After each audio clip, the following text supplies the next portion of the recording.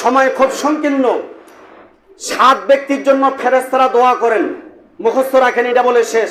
1, ওযু অবস্থায় যে ব্যক্তি ঘুমায়।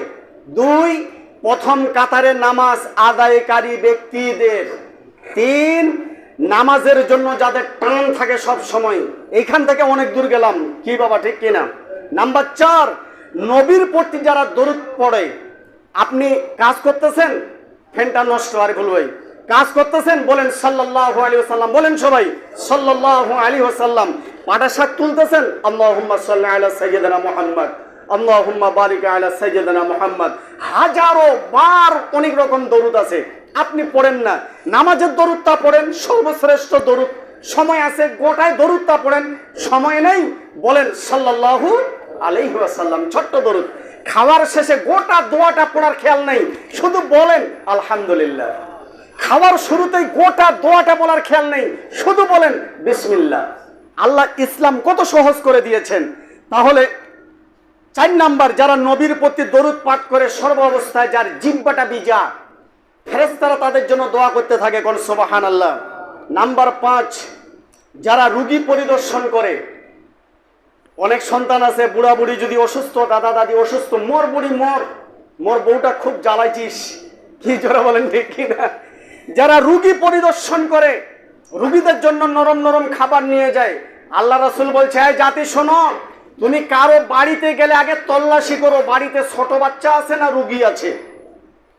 আল্লাহর নবী বলেন, তুমি কারো বাড়িতে গেলে তল্লাশি করো যে ছোট বাচ্চা আছে না রোগী আছে। যদি রোগী আছে তাহলে তুমি জেনে নাও রোগী খায় কি। এখন রোগী খায় সুজি, আপনি নিয়ে গেছেন টোস্ট বিস্কুট, বুঝেন নাই?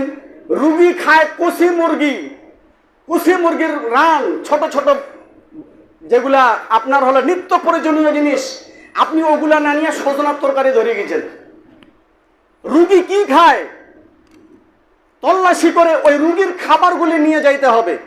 নাম্বার 2, বাচ্চা আছে, বাচ্চা কি খায়? সে কি সুজি খায় না চকোলেট খায়? দাঁত গাচ্ছে, যদি না গাজে তাহলে তো সুজি, বার্লি, সেমাই যা আছে এগুলা নিয়ে যাইতে হবে। আর যদি বাচ্চা চাবাতে পারে, চকোলেট থেকে শুরু করে এভরিথিং যা কিছু আছে বাচ্চার জন্য নিয়ে যাইতে হবে। এখন রুগী আছে পড়ি, আপনি নিয়ে যাচ্ছেন হালুয়া বিস্কুট, ওই রুগী তো খাবে না। এই জন্য আল্লাহ রাসূল বলছেন, যারা রুগী পরিদর্শন করলো সে যেন আমাকে পরিদর্শন করলো, কারণ সে আমার উম্মত। বড়ই সওয়াব বাবা। আর আপনি আমি অনেক মানুষ আছে, রুগী ভয়তে খোঁজ করিবা যায় না, হিংসা।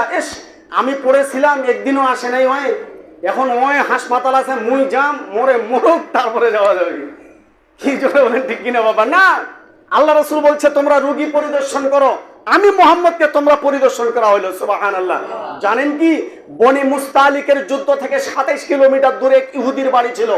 সেই ইহুদির হয়েছিল মহামারী, প্লেগ রোগ, কেউ ভিড়ে না।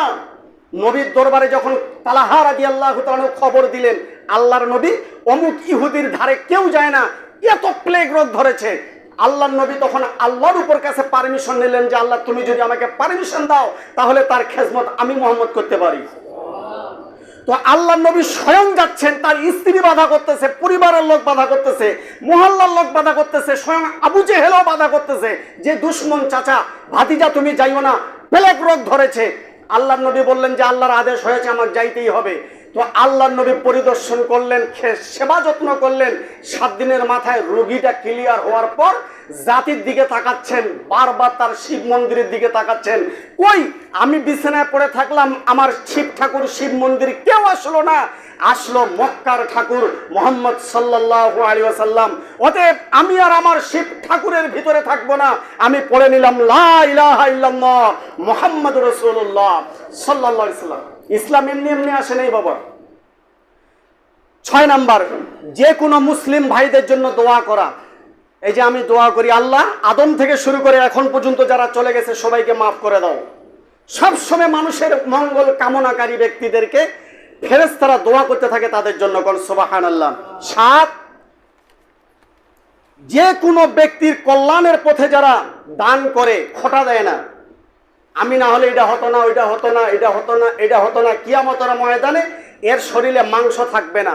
যারা দান করে মানুষকে বলে বেড়ায় এটা দিলাম, ওটা দিলাম, এটা দিলাম, এটা দিলাম, এই দান আল্লাহর দরবারে কিয়ামত পর্যন্ত কবুল হবে না। আসুন আল্লাহ সুবহানাহু ওয়া তাআলা আপনাকে আমাকে দিনের বুঝ দান করুক। সকলে বলে আল্লাহুম্মা আমিন। ওয়া আখিরু দাওয়াহুম আলহামদুলিল্লাহি রাব্বিল